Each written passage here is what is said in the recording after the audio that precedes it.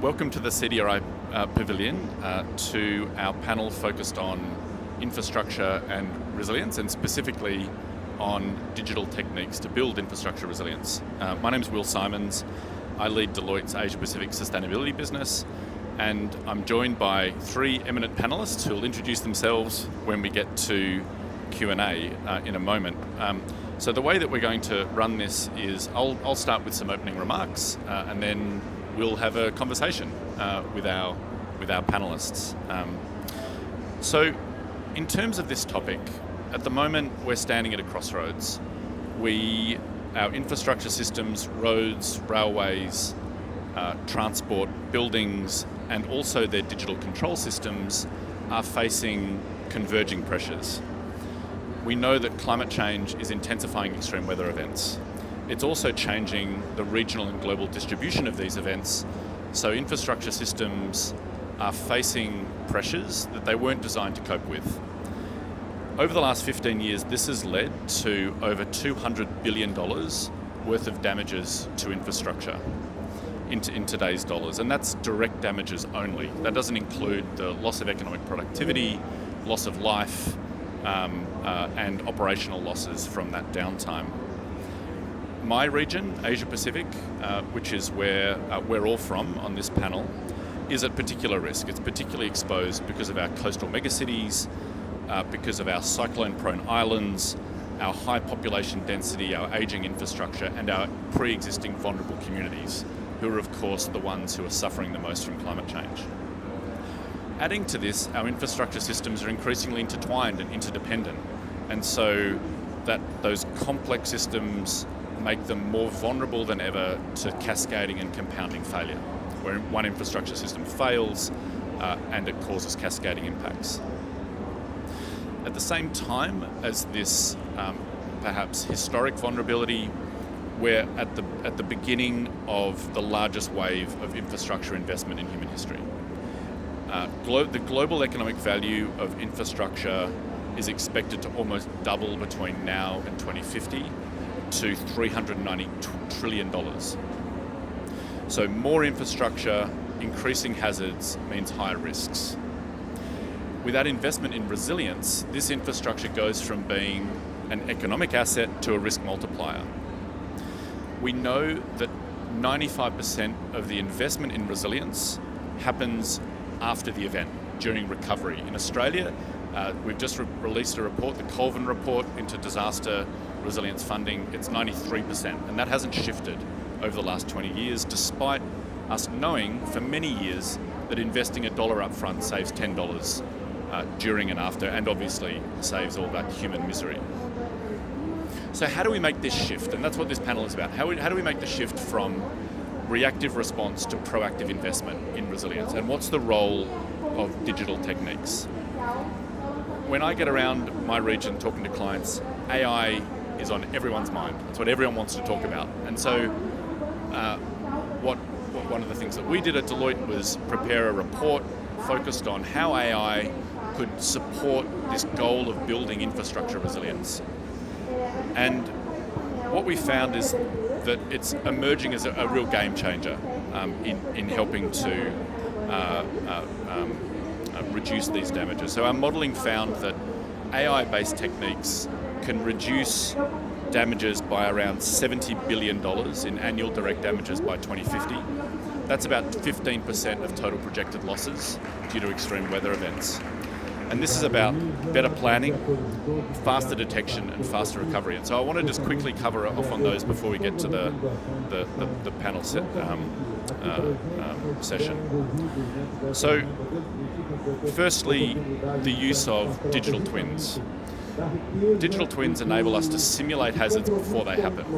So to test systems, to run multiple scenarios before they happen. And to give you an example of this, Deloitte did a great project for my home state, Joan's home state in Victoria, where we developed a digital twin of the entire Victorian transport network That's now being used by our transport agencies to support emergency ingress and egress during events, to try and deal with this issue where first responders need to get in whilst people are trying to get out.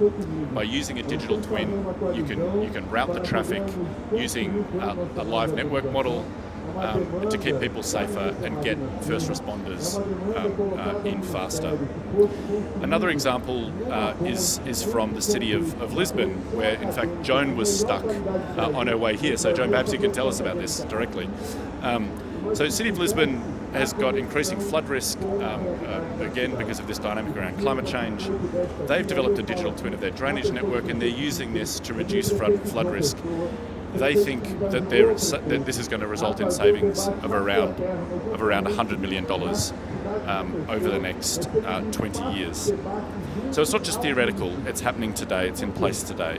AI is also useful in detection, and so in California they've developed an AI-based early warning system for wildfires. This is a combination of thermal imagery, satellite detection, and pattern recognition to spot ignition sources early. If this same system was adopted in Joan and my analysis home country in Australia, it would cost around $300 million, but we model that it could save around $1.3 billion in losses over the next 10 years. And that's, again, just direct economic losses. That's not even thinking about the human lives that could be saved. AI can also be used to help communities get back on their feet. And so in the US, we've developed an AI-based drone technology which can be used after extreme wind events like tornadoes or hurricanes that can be in the air immediately afterwards, can scan the roofs, that can map using machine learning, the material that's used for the roof, and can help order in really exact quantities exactly what materials are required to fix those roofs. It's a sustainability initiative because it reduces material overs and enables workers to get back in and get communities back on their feet really quickly. And there's many more examples, and including in the paper that we've written. So we've hopefully I've covered perhaps some of the challenges, a few examples of some of the responses. I'd now like to get to our fantastic panelists. And so Joan, first question to you, if you could introduce yourself, and I'd love to hear how your organisation, Arup, is thinking about infrastructure resilience and the sort of digital techniques that you're using to build resilience. Thanks, Will. So Arup, I lead climate and sustainability for Arup around the world. Arup is entirely focused on the built environment, so buildings, roads, bridges, airports, curbs, and then increasingly the living part of the environment as well, so not just built. It's important to know that AI is a big umbrella term for lots and lots of things, and we've been doing versions of learning with digital information over time. So what we've seen is that, I think you've probably experienced it as well, you spent quite a few years doing risk assessments, and the risk assessments tell you you've got a problem, and then it doesn't really tell you what to do next. So now everyone's at a point where they're trying to get to a level of detail and saying, which lift, or which curb, or which intersection, or which part of my port logistics chain. So getting to that really granular level of detail. And there's a huge amount of data that will be needed to prioritize well and be able to target and make the right adaptations. Now that huge amount of data, we're kind of lucky, AI is just around the corner, but I would call AI like someone in kindergarten. Okay? Resilience is about learning, and we think of AI as a 4-year-old entering the kindergarten, and they have huge potential by the time they grow up, but we need to give them a lot of information. We need to learn ourselves their limits. They need to find themselves and benchmark themselves and get that kind of library of reference points. So Arup being very focused on the built assets and the actual things that you can touch. What we're really seeing is a big lift in asset management capability. So for a long time we've built things based on rules of thumb. We'll copy and paste from last time. Pavements are a science. You just do what you did last time, add a little bit more. And so we have a huge existing infrastructure base with no digital layer, with no intelligence. And all of those things we need to turn into digital bits of information. And so most organizations are going on a digital transformation as they're doing a sustainability transformation and as they're thinking about resilience. And all those things are complementary to each other, but it's a huge amount of work. I think I'll stop there because we have parts of where AI, I think, are particularly useful in the way it's going to learn. But maybe that'll come up later in the conversation.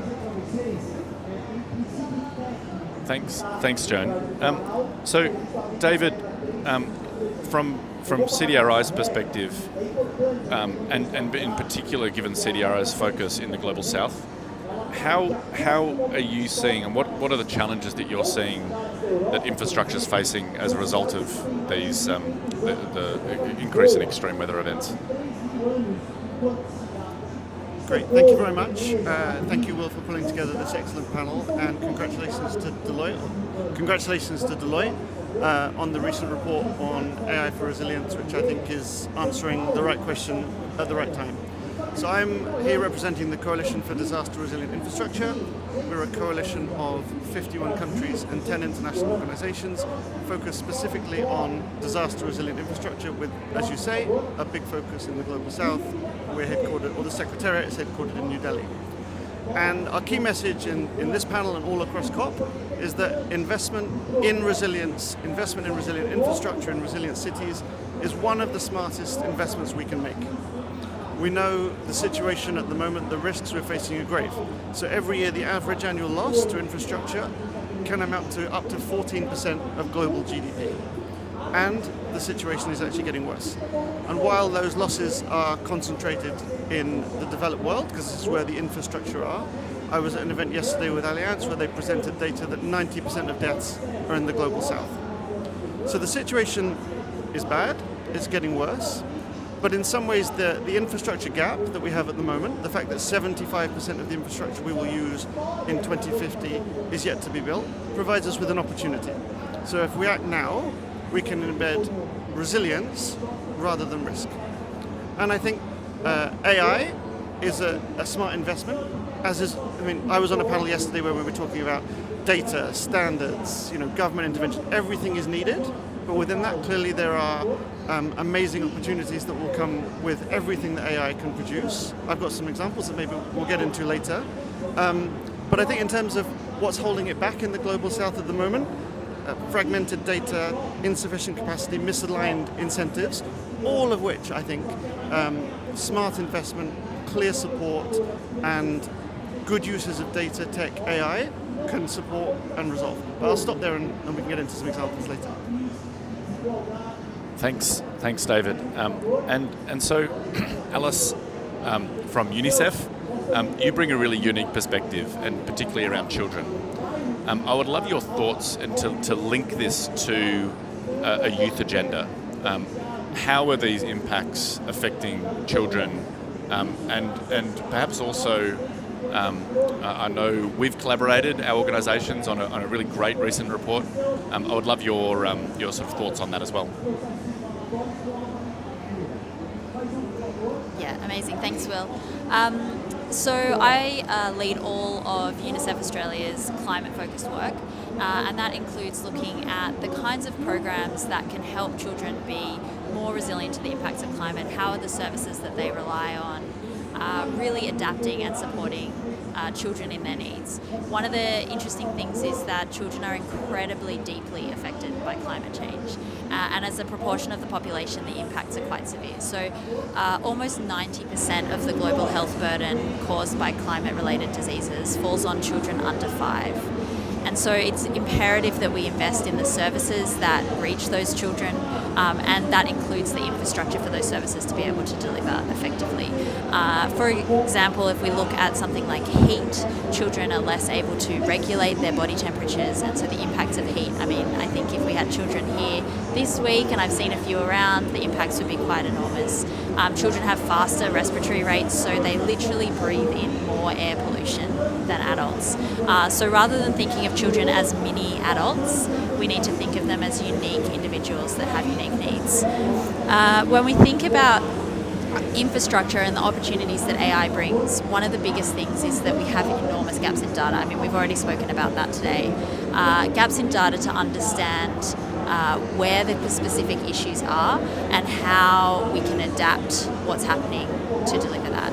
And so some of the solutions that UNICEF is working on is how can we better measure things like the impacts of air pollution and connect that to the health system so the health system can plan their response and be ready for those needs and kind of be able to deliver. Where can communities, young people, actually report the damage to infrastructure that they're seeing, the hazards in their built environment, so that governments can start to respond in real time to the specific broken pipes, to the specific flooding or coastal intrusion that they're seeing. So there's a few examples of where we can really bring together kind of community-based interaction with infrastructure and AI to make sure that that data is getting to the right people at the right time. To the report that we've worked on with Deloitte, this is another example of kind of bridging the data gap and measuring the economic impacts on disasters in Australia on children and young people. And we've done this work over a couple of years, and this time around, the most recent report links that to different emissions trajectories. Where are we going to head in the cost of disasters on children under different emissions trajectories? And it's quite stark.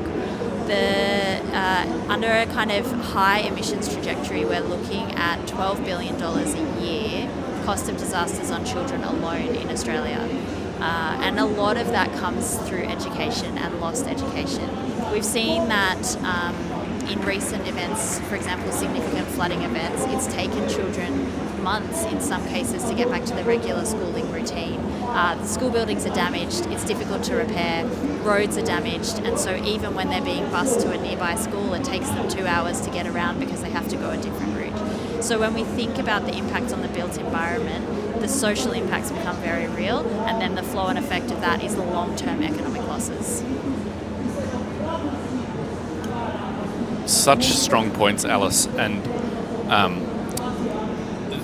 all of these conversations can be a bit ephemeral and policy-based and high-level, and I love that you're bringing it down to a very human level, because ultimately this is all about people. We only have infrastructure to serve people, to help them get to school, to get to work, to connect with loved ones, etc. And I love that you brought it down to that, so thank you. Joan, I want to get really specific. So you've spent your career at Arup. You've been involved in dozens of big infrastructure projects. Why do we invest suboptimally in resilience, in infrastructure? Because before joining Deloitte, I was at AECOM, which is an organisation similar to Arup, and I saw and fought for resilience integration into infrastructure for years, and there's just so many barriers. I'd love for you to pull that apart a little bit, because one of the things I'm conscious of is that AI is this bright new shiny tool, and we risk instead of being focused on resolving the real issues, building new tools that don't actually address the core challenges. So can you dive into that and pull it apart a bit for us? So get the hygiene right. Why can't we solve more than one problem at the same time? One of them is we all have a bias towards capital investment, so CapEx. And a lot of resilience is about OpEx, and a lot of changes that can be made is in that upfront CapEx stage. So As an example, our governments love big projects. If you can bundle up in a big project, cut the ribbon of it, promise that it will only take 5-10 years, and then stop, then all of the attention and all the resources is in that upfront stage. And so what that means is that in the engineering industry, we're very project orientated. We take a big lofty goal and we break it down into something scopable and procurable, and then we stop and we move on to the next thing. And so as a result, a lot of the people who manage infrastructure come from that culture where CapEx is very well funded and OpEx is hardly ever funded at all. So to give you some examples, if you want to do flood resilience with nature-based solutions, you can make the argument that the CapEx is lower, and that's great. But you have to look after those systems, and that means that's more OpEx. And somehow an organization needs to skew itself into the long-term management of those systems. And as another example, in Australia, we're still building new roads, and so all we want to do is focus on the building of the new. In other countries where the transport agencies build the new and also run the roads, they are thinking much more clearly about resilience. So the sausage machine will keep making sausages unless you redesign the machine. I love it. Thanks. I'm gonna steal that phrase. If I could add to that, from my experience, something that engineers really struggle with, and project teams struggle with, is how to justify and fund the marginal cost of resilience. And so, if you need, for example, to increase the size of a drainage pipe, or increase the cut of a rail cutting to address a future risk, engineers, they tend to just want to know the number. They struggle with kind of risk weighting and a more dynamic climatic system, and so trying to have a really nuanced conversation around what is the future likely risk, what are the scenarios of that, and then how do we judge that in terms of the marginal cost can also be really difficult. Not all engineers. Our very best resilience engineers are geotechnical engineers. So the people who have been doing seismic design have adapted very well to climate change. And the bosses at Arup, the people who are the CEOs and managing directors, are all geotechnical engineers. So it is possible to train engineers to be comfortable with uncertainty and to think about parametric modeling or Monte Carlo analysis. But honestly, civil engineers will take a number, put a factor of safety on it and call it a day. So I think there is something just about training because it is done well sometimes. Yeah, so if you're a geotechnical engineer, come work in resilience. That's really, really interesting. So David, I would love to bring this into a Global South perspective, and from CDRI's perspective, where are some of the solutions to this? And you engage with governments around the world where we're sitting next to a board with 51 flags on it. There are unique challenges in the Global South around capacity, around financing, etc. Could you dive into that and pull that apart for us a little bit more? Yes, absolutely. Just first on the cost-benefit analysis point. So we know that investing in resilience adds 5 to 15% of the cost of building something.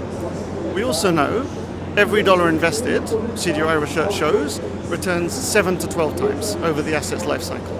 So part of it is, one, making the case in places like this, but the second part is developing tools and resources that the people designing and building can actually use to make the case to invest in resilience. So one of the things that we've done is we've developed a cost-benefit analysis tool, which is an Excel spreadsheet, but it uses local data, forecasting, and the people building a project can then use it to make a case that, if we invest in resilience in this road that goes through the Himalayas, it will actually save us this much over the asset's life cycle. And we'll be launching that early next year. So in terms of the question, I think 3 points I'd probably make. Data tech across the Global South, first thing, can help us close the data and insight gap and support resilient planning. So I think there's a region of Brazil called São Sebastião, which I definitely didn't pronounce correctly, where they're using machine learning, local data including from communities, to map landslide risks.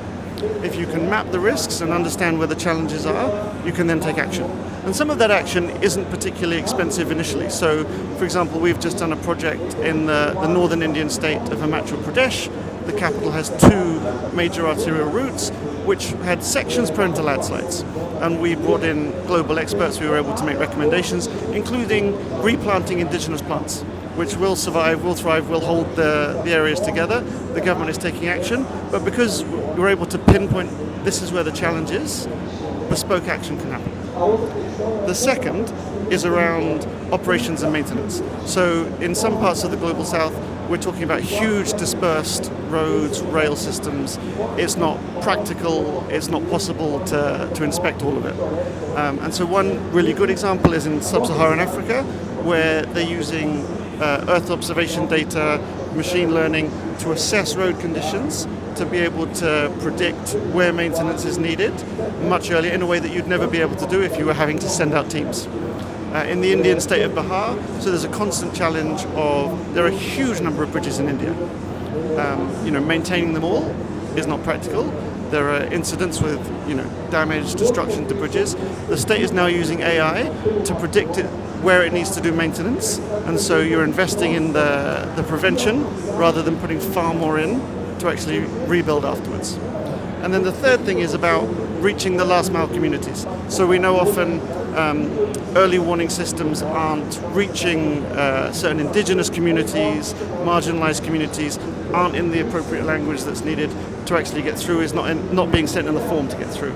And there's a really interesting organization called Seeds in India, which has built a model and is using an app to send early warning to people in local languages ahead of cyclones, but also now ahead of periods of extreme heat. So I think all of these solutions, they're scalable, they're simple, they can be replicated with relatively little initial investment, and CDRI, 2 points. CDRI is launching a data and tech strategy in the very next session, where we'll aim to support our 51 and growing members. But also, next week we'll be launching our flagship publication, the GIR Report 2025, and very much in line with what Deloitte have said in your recent report, the initial investment in using data and technology is actually very, very small compared to the returns you get in terms of not having assets down, not having to then invest in repair, recovery.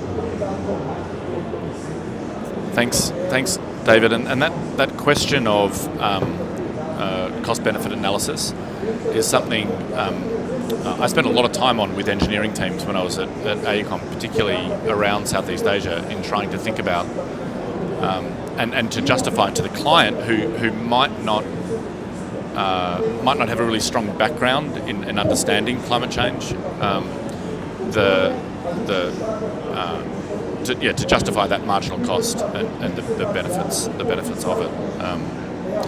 So, Alice, I want to come back to you and a couple of questions. So, UNICEF is obviously a global organisation, and something that I'm very conscious of is, in my Asia Pacific role, is that for sure we have impacts in Australia, and we have communities that are really suffering as a result of climate change. But there are communities around our region, in our immediate region and globally, who are suffering far more, who are far more vulnerable. Their starting point is more vulnerable than communities. So I'd love for your reflections on what you're learning from your global network, and also what do you feel the global north can learn from the global south? Because there's sometimes this perhaps I want to say sort of almost an arrogance in the global north that it's all one way, and certainly in my experience that's absolutely not the case. So I'd love your reflections on that sort of globally and where you're seeing some really interesting best practices that we can learn from in the global north as well. Yeah, I mean, there's a lot of really interesting work happening in this region and beyond. I might give a couple of specific examples and then kind of go to how we can learn from those and those practices. One example is in Laos, where we are working with local partners to use AI to actually predict air pollution and air quality as a hazard across the country. So a very small investment of 150 air quality sensors around the country, placed around the country, solar powered, and then combined with a model of AI that draws on data from a range of existing available sources. This is wind patterns, it's the kind of fire hotspot mapping that already exists and is available. We understand the population density, we understand we have this data exists, but it's not brought together. And so we've developed a model that can bring all of this information together along with the data from the air quality sensors and create a highly localized map that predicts the air quality in any one given location that can start to enable communities to take the action that they need, first of all in response. So is that the local health service needs to be prepared for increased admissions, and can they prepare beds? Can they start to say at this time of the year when there's seasonal burning, we need to be ready with more beds, or we need to redirect to this community which is going to be more affected because of the way that the wind moves through the country? Is it the fact that schools need to start saying today the air quality is X, we need to think about keeping our students inside today, or what are the actions we can take to keep them safer and healthier? And both at a national level, this can inform planning, it can inform budget investment, but at a very local level, communities have access with a QR code, what's the air quality in my community today? And they can start making the decisions that they need to make. Then we see actually some young student leaders taking action themselves. So there's a great example in Luang Prabang province where they started measuring the air quality in their community and said, okay, we're going to need to do something about this. And so they started an action where they're working with local farmers to talk about the impacts of slash and burn agriculture on their local community, on their health, and start to explore different, more sustainable alternatives to slash and burn that they could impact realistically in their community. So they're really turning that into community action, which is hopefully going to start to see an improvement in the air quality in Laos. So I love this example because it really connects the hyper-local to the national. We think about policy and investment, but we're really thinking about how it can have immediate impacts for the local community. And the other is, I mentioned in Mali, a program which is it's an app. It enables local reporting of hazards, and it brings together kind of the geolocation, the speech recognition, and the mapping of the different types of hazards that people are coming across in their day-to-day lives for reporting. And it's enabling very quick access. So in the first 6 months, I think the local government and services were able to respond to 1,000 incidents and start to do repairs or whatever kind of response was needed. And it really creates this quick real-time data which enables much faster action, which can prevent those hazards becoming much bigger threats in future. In terms of what we can learn in the global north, I mean, it's endless, to be honest. There's so much. I think it's really about actually taking that power imbalance out of the equation and saying, where can we just stop and listen and hear from each other? And there's so much mutual learning that can happen. For us at UNICEF, a lot of the learning is about actually listening to the solutions that young people are designing. And we're seeing consistently in our work at UNICEF around the world, there are young people that are designing the most incredible solutions to the problems we face. Some of those are social impact, like social innovations. Some of those are highly technological innovations. And so if we take the time to really listen to those young people, connect them with experts that can help amplify and strengthen their innovations, I think we have a very, very hopeful future. Can I just come in on this quickly? I mean, first of all, I completely agree that young people have to be part of designing the solutions for the future. This is something we don't do well enough anywhere. But in terms of the global north, global south question, I think we have to accept. So every system is basically perfect, right? It will produce the result it's designed to produce. The challenge we have across a lot of the global north is we've adapted to a climate that no longer exists. So I come from London, where our metro system struggles to deal with even moderate heat. I live in New Delhi, where the metro system was designed from the ground up to deal with extreme heat, flooding, earthquakes. So there are things solutions are being developed across the Global South, which are replicable everywhere, and we don't need to start again. And so I completely agree that one of the things we need to do is to be able to bring people together better in a space that is safe and constructed in a manner where everybody's able to share. And just my colleagues, Sujasmita and Copa, are in the crowd here. For the last 6 months, they've brought together a community of practice around adaptation. Representatives from the Global South, from SIDS, from the Global North, experts, and that group put together an action agenda on adaptation, which was released yesterday, which is applicable, the 10 points are applicable all across the world, with some learnings from the North, some learnings from the South, and encourage everybody to look at it. Thank you. And just to supplement those examples, as you were talking, I was thinking of other things that I've heard of. And Delhi Metro, Deloitte's worked with the Metro Authority to produce an incredibly low-cost fault detection capability, where there are cheap digital cameras mounted to the trains that are constantly scanning the overhead wires and using AI and machine learning, identifying points of weakness and fault before they emerge. It's already saving millions of dollars every year because of course when an overhead line fails, it costs far more to fix and there's far more downtime. And I can't remember exactly what it costs, but it was ridiculously inexpensive. And I compare that with other solutions that I hear about in the Global North that are incredibly complex and really expensive. If there's one thing that I see in the Global South, it's digital innovation at really low cost that's more open source and that can be expanded elsewhere. And another example, Alice, I was thinking when you were giving that Lao example is I worked in Bangkok to support them to develop their first resilience strategy, and this was in response partly to the terrible floods that hit Bangkok a number of years ago.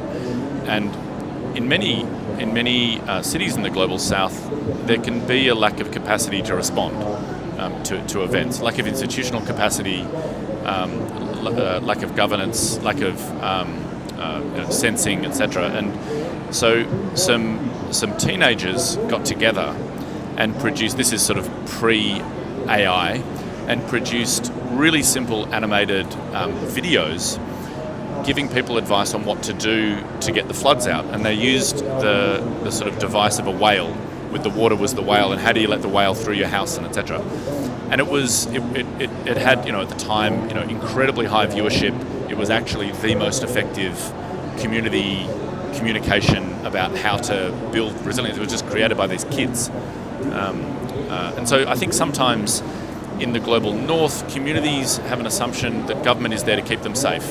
I think in the Global South, a lot of communities realise that actually when disaster strikes, government is unlikely to be there at all perhaps, or certainly quickly.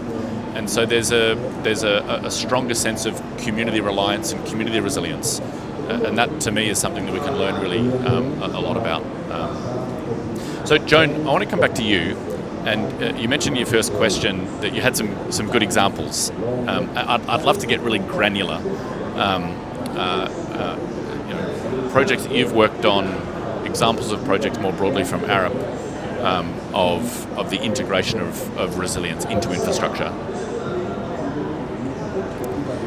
So one that I'm working on at the moment, we're helping an electricity grid think about the impact of climate on its network. And one of the very first things that an organization will experience is the inability to insure. So the insurers or reinsurers will look at damage models and then say, well, to protect you and to provide that safety airbag for when that hazard happens, we need to charge you this amount, and it becomes uninsurable. In fact, a lot of our governments running big areas of land as parks, for example, are really struggling to insure. Now, those models rely on estimates from engineers about how those things will fail when something happens. We call them fragility curves, and they're just really dumb estimates. And so what we have the opportunity for this transmission grid operator is to put a series of monitors on all the lines. Now, the Australian Energy Regulator wants to know exactly what did happen after an event that you said you needed investment for, when a flood happened, when a fire happened, when a storm happens. And then we can see how the assets performed really and see whether or not those really dumb fragility curves did their job or were completely conservative. Usually they're very conservative. And so if we can narrow down actually the behavior of real assets, then insurers can be much more precise about what it costs to look after a piece and provide that financial cushion, the airbags of the world, and help their business model as well. So I'm really looking forward to AI providing that learning, the learning from post-disaster, and then the aggregation of learning for the benefit of all people who look after similar infrastructure, because those fragility curves will be useful for anyone around the world. So that's one example. Another one, which I think is a pretty gold standard, is we were building a road or upgrading a big highway in Scotland, and flooding of that highway was the number one hazard. But no matter what kind of a ditch or culvert you produce, the easiest and best solution was actually through catchment management. And so in building that highway, it became a really strong partnership exercise with the farmers along either side. And so it became a question. It wasn't a road upgrade, it was a catchment management project which happened to have a road in it. So there was a big outreach to the landowners on either side, a business model that allowed the way they looked after nature to be financed. And the road was just a project. And like I said before, a project is a great excuse to take amorphous problems into time-bound delivery of solutions. Fascinating. You mentioned, you made an earlier remark about the sausage factory, and if you ask, if you give a capital budget to a roads department, what do? They build roads. Taking that more systemic, holistic approach of, well, is it actually a new road that we need, or do we need to upgrade the internet connection so people can work from home, or etc. Governments find it really hard to think that through systemically, don't they? You were mentioning Scotland. I was reflecting on a project that we're doing for offshore wind providers, and sort of linking the Scotland thing to the electricity transmission. We're working with offshore wind turbines are incredibly expensive to maintain. So they're built to be very robust, but of course they do need maintenance and they do fail. But when they fail, the cost of that is really high because you've got to get a special ship out, you've got to lower the thing down, et cetera, et cetera. And so we're working with an offshore wind company to put vibration sensors on the at various points in the wind turbine to support predictive maintenance. And the proposition being that is proving out is that you can, through the changing frequency of vibrations in the wind turbine, you can predict when stuff's going to go wrong, and then instead of having to get the big ship out, you can have a much lower cost intervention, which then reduces insurance costs because you have less failures. And so just building on your comment, Joan, the promise of AI and the incredible data processing power of AI to get much more granular actuarial information to reduce the cost of infrastructure going forwards is a great one. So, David, I want to move a little bit more to sort of institutional capacity because, as you said, all of our systems are perfect. They deliver the outcome that they're designed to achieve. The problem, of course, is that often we don't intend to design our systems the way we end up designing them, so we end up with perverse outcomes. I'd love to hear a little bit about how CDRI is engaging with infrastructure systems and deliverers to build their capacity to integrate these in, because it's not easy, it's complicated. It's actually much easier just to build a road and to do it the way you did it last time. Yes, absolutely. So first of all, CDRI is a coalition. We have a secretariat based in New Delhi, but we're here to both be in places like COP and advance our advocacy around DRI, but also to support our members. And so one really good example of this is last year Antigua and Barbuda hosted the UN SIDS conference, once in a decade conference, and Prime Minister Brown used his platform as host of the conference to say one of the big challenges that we're facing in SIDS is data. Every meeting everybody talks about this, something now needs to be done. And his vision was to create a SIDS global data hub, which would be part of the legacy of that conference. And CDRI was able to support. We have a flagship program supporting small island developing states with generous funding from Australia, India, the United Kingdom, and the European Union. We were able to support bringing people together at SIDS4 to advance that, and subsequent to that we've been able to provide some funding for the initial build-up of the organisation of the SIDS Global Data Hub, and that's a fantastic initiative. I think more broadly, one of the challenges that I think we will probably all see all the time is we have tremendously capable professionals in most industries, but people at a mid or senior level went through most of their, secondary, tertiary education, most of their CPD, because if we're being honest, the more senior you get, the less continuing professional development you do, at a point where the risks we have today didn't exist. So, it's fantastic that the people leading our are, understanding and aware of this, but that's not the same across the board. So one of the things that CDRI is doing is trying to develop capacity building support that infrastructure agencies, that universities can pick up and can implement online training, free to access resources, bringing people together so that the next generation of infrastructure professionals is better prepared. And then just one other example, we've developed a network of universities across the coalition. Lots of people are doing bits of work related to disaster resilient infrastructure. It's the same everywhere.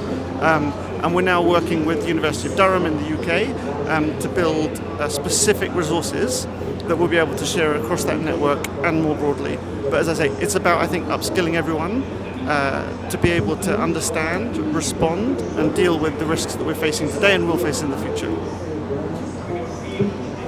Brilliant. Thank you. And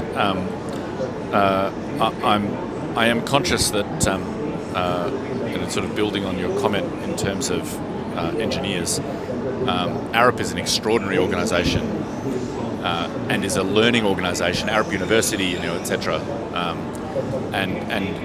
But perhaps in some ways isn't representative of engineers globally and the capacity of engineers to deliver globally. I want to come back to that, Joan, next. But Alice, I've got 4 kids, and my kids hassle me about climate change.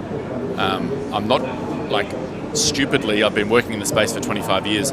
And my first consulting project in 1999 was a recycling program for a small accounting firm in the outskirts of Melbourne. But I still struggle to remember which thing goes in which bin, and so that's a constant source of ire for my children.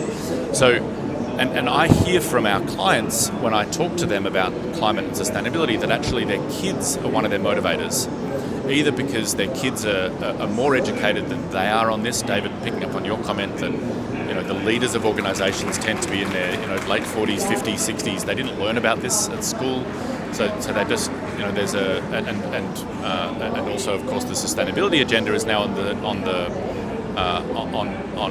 part of an action item for most members of C-suites, but they actually don't have the knowledge base to understand it. Their kids do. And so I would love your thoughts on sort of the role of adults in educating kids as our next generation coming through, but also the role of kids in educating adults, and sort of your personal thoughts, but also how's UNICEF engaging in those systems? Yeah, it's a great question. I think we all learn from our kids, and a great example of how a system can engage with children is my son's preschool.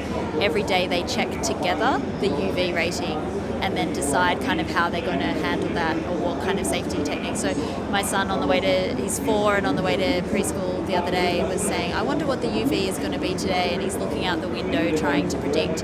And I think it's a reminder of how kind of intentional we can be in the way that we equip children from the very youngest age to really be aware of their surroundings, to understand how they can take action, and to have the knowledge that they need to kind of shape their own futures, I guess. Certainly, many young people are very knowledgeable, but we've done quite a lot of research with young people, and what they're saying is they don't have the knowledge that they want around climate change. They don't have the knowledge they need. In many places, the education system isn't equipping them with what they're after to really be able to kind of be aware of what adaptations they might need to make or what change they can take, and how they can also contribute to a resilient economy in the future. What are the pathways for them to get into that workforce? And so a big piece for UNICEF is really integrating climate education and green skills into national curriculums. But the big piece is how do we then equip the teachers to deliver that effectively?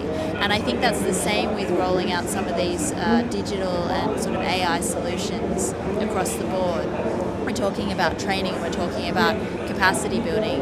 It's those, often those kind of frontline workers in services that need to have the capacity, and it's the hardest. We don't invest enough in training them and then supporting them and making sure they're able to implement that effectively. And in many of the places that we work, a good example if we're talking about data, data systems are paper-based still, particularly when we get out to the community level.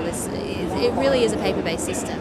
And so as we move into a digital system, we have an opportunity to leapfrog a lot of the issues that we've all faced as our systems have kind of clunkily evolved, and go kind of leapfrog some of those challenges. But we need to invest in the capacity building and the training and then the ongoing support to be able to do that effectively. And I think that's the same with students in schools, as we really focus on what are the skills they really need to be able to be part of a future that is resilient and is sustainable. And some of that is hard knowledge, but a lot of that is about the critical thinking skills, the problem solving skills, so that the solution that we have today, the way that we're using AI today, is not the way that 5 years into these students' careers the technology will exist. So it's not about how they use the current technology, it's about how they're able to adapt to the technology that comes. Brilliant, thank you. And I love that example of your 4-year-old looking at the UV rating, and perhaps my parenting would have been a bit easier if I did that instead of just harassing them to put their hats on. It's always easier just to kind of tell rather than engage. And so Joan, I want to come back to you. I know you've been involved in Engineers Without Borders in the past, but what role have sort of you or Arup playing in the broader ecosystem of engineers, recognising that Arup have some of the best engineers in the world, highly trained and ongoing training, but that's probably the top sort of 1% of engineers, and many don't have access to the sort of the resources that an Arup might have. Well, this could be an ad for Arup. I mean, just a little bit of background of Arup. Arup's 18,000 people. It's set up as a trust, and the beneficiaries of its trust, its profits, go to a series of institutions and organisations, so they're on our board. And the other beneficiaries of the trust are its employees. So the employees choose the agenda that we pursue, and they have consistently chosen for more than profit agendas: sustainable development, safety, resilience, regeneration. And I think I think engineers and everyone, we're all people, and we all want to work in a place where our values align with what we do every day. And I think if you put anyone in a company where they have that opportunity to make money and do well, they will. So for me, Arup is just a place that I've been very lucky, where the people have expressed their work in profitable terms as well. So we're lucky about that. I will say something about Arup, and it's not a concept that we've come up with, but we have this T-shaped engineer model, where you have your technical excellence, which is your depth, and then you have your breadth, which is where you recognize that you're part of a bigger thing and you make deliberate efforts to connect. And so the way we codify that breadth is curiosity, context, and collaboration, and then we have technical excellence. And so for most people at Arup, the values of the organization are to put a lot more emphasis on that breadth component. And that means really understanding the place and the people where we're doing work, when we make space for First Nations rather than jump in and answer. Collaboration is something that AI is helping us with a lot. So the way we're setting up, say, Copilot, is rather than delivering you the answer, it gives you a person to talk to. So, how do I think about resilience in the context of a small island developing nation?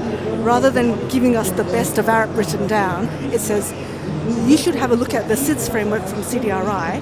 Maybe you should talk to Caitlin Schilling, who works in the Pacific. So it would actually push the collaboration ahead of regurgitating the answer to you.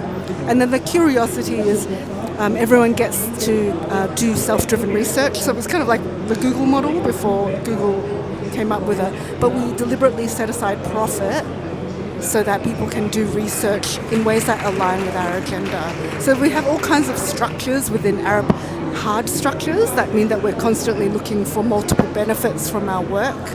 But then the people that we hire are the kind of people who want to have breadth and depth. Excellent, thank you. So we're almost at time. I want to leave with the standard kind of final, very short answer. For us to build the resilience of our infrastructure in reflecting on these digital techniques, there's lots of barriers, lots of issues between us and that optimal future. What's the one thing that we need to be doing more of now to integrate these techniques and to make the most of them, to build infrastructure resilience for people? And I'm going to start with Alice, and then we'll come backwards.